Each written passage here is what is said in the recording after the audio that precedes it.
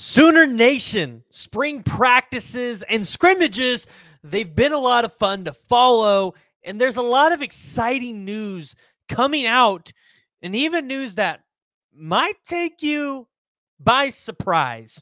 Today, we have to look into the running back room and what DeMarco Murray is doing there. And I specifically got to tell you guys about one player that I really think is going to have a breakout season, one that I think Oklahoma fans should be excited for, one that fans were excited for when we got him on the recruiting trail. He's a dynamic athlete, and he's going to be a crucial piece to this offense going forward. Before we do it, though, I want to hear from y'all, so join the discussion, jump down in the comments below, and give me your thoughts on the running back room for Oklahoma and what your expectations are. Because if you watched this team last year and then you watched a lot of just us as content creators, you kind of thought, hey, the running back room is going to be the strong point of this offense. The running back room is going to be an area where Oklahoma could potentially have two, not one, but two 1,000-yard backs. It was not that last year.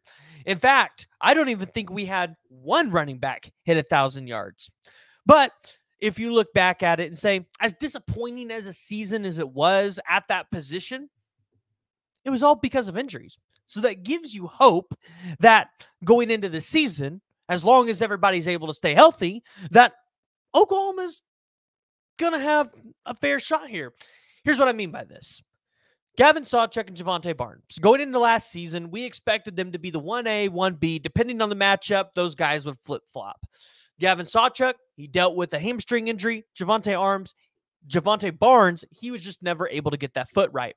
Now, we saw Gavin Sawchuk, especially towards the end of the season, really start to show out. He had 120 carries for 744 yards.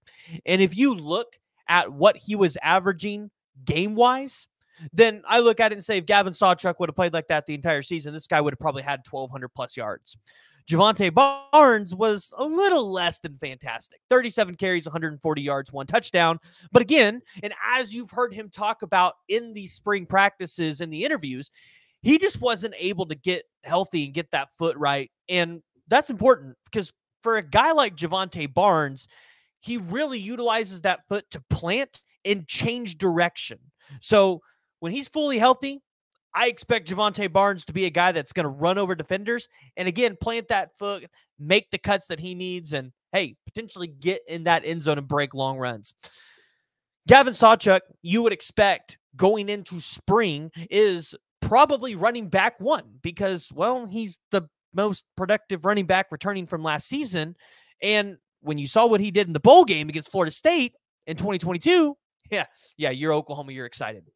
But there's a couple of players on the Oklahoma roster that are at the running back position that I think Oklahoma fans are forgetting about. And the first one is Emeka Megwa.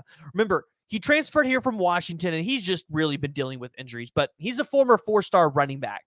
And Emeka Megwa, a lot of people are saying, and if you guys have seen the pictures, he looks extremely fit. Emeka Megwa looks like, although he's been recovering from injury, he's been keeping up with his body, making sure that the moment he gets an opportunity, he's ready to go. Last season, he had 1 carry for 6 yards. So, and if you guys watch Jay, which a lot of you guys that watch my show also watch Jay, then you also understand that Emeka Megwa is a guy that he's excited for. Now, another guy that I think a lot of Oklahoma fans are potentially forgetting about is Chapman McCown. Now, Chapman McCown also dealing with injuries. He's from Norman, Oklahoma, but I hear that this dude is absolutely showing out in scrimmages. This is a guy that Oklahoma fans potentially need to watch out as a situational guy. Hey, would we even see him on special teams? Do we see him make plays there? But if you're Oklahoma, you lost pieces because you lost Marcus Major, who, I mean, man, the guy had such high hopes here, but it just never worked out. You lost Howie Walker to Wisconsin. Dalen Smothers, just, hey, homesick, ended up going back closer to home to North Carolina State. There was some turnover, but you brought in some really good talent through the recruiting trail. You brought in Taylor Tatum. Xavier Robinson, X, is a guy that a lot of people are excited to see hit the field. A guy that I think can be a back that when you need to just pound the ball, When you need to get 1, 2, or 3 yards, that's the guy that you're utilizing, because again, he's a guy that's just going to try to run over dudes, and he's a guy that's he's going to be physically hard to tackle. Javonte Barnes, on the other hand, is going to be kind of like an all-around back, where yes, he could run over guys, but again, at the same time, I think you're going to utilize him when you kind of want to go out as well.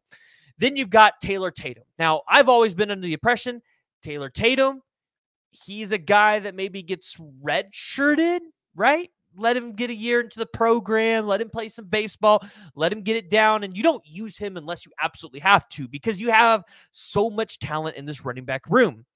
Then you've got Andy Bass. Andy Bass is returning from an injury.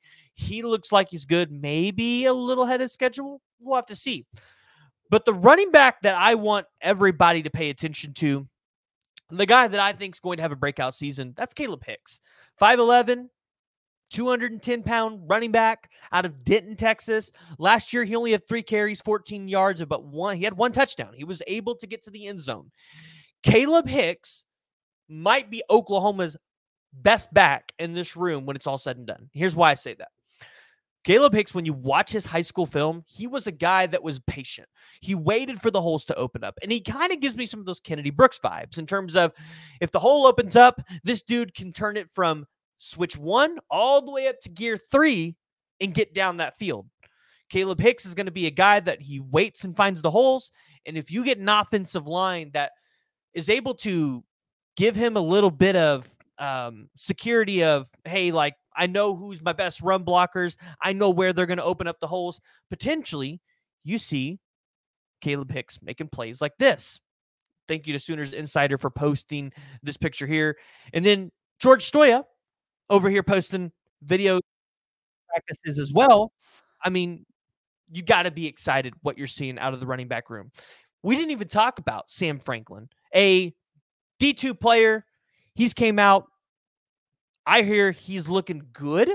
Oklahoma fans should be excited there. If you're an Oklahoma fan, last year, where I think we saw a lot of problems in this room because guys just weren't healthy, maybe the depth wasn't there, I don't think you have that problem this year. I don't think that's something Oklahoma expects to see. So DeMarco Murray, he's doing a really good job. Again, we expect DeMarco Murray to develop these guys at a high level.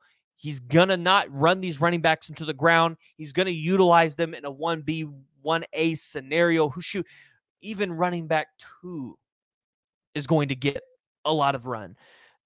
I think you're going to see a lot of kind of back in the day when Oklahoma was doing those kind of dink and dunk passes, kind of like what the Dallas Cowboys did with Dak Prescott and Ezekiel Elliott. I think maybe you'll see a little bit of that. If you're an Oklahoma fan going into the spring game, you're excited to see these athletes. And again, Caleb Hicks, I think, is probably going to be one of the most exciting kids to watch.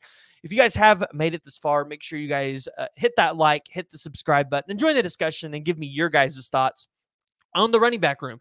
Who do you think is next up in this running back room to play 1B to Gavin Sawchuk, or shoot, even take over RB1? I want to hear from y'all. Hey, YouTube wants you guys to watch one of these 2 videos down here, so make sure you guys are tuning in there as well.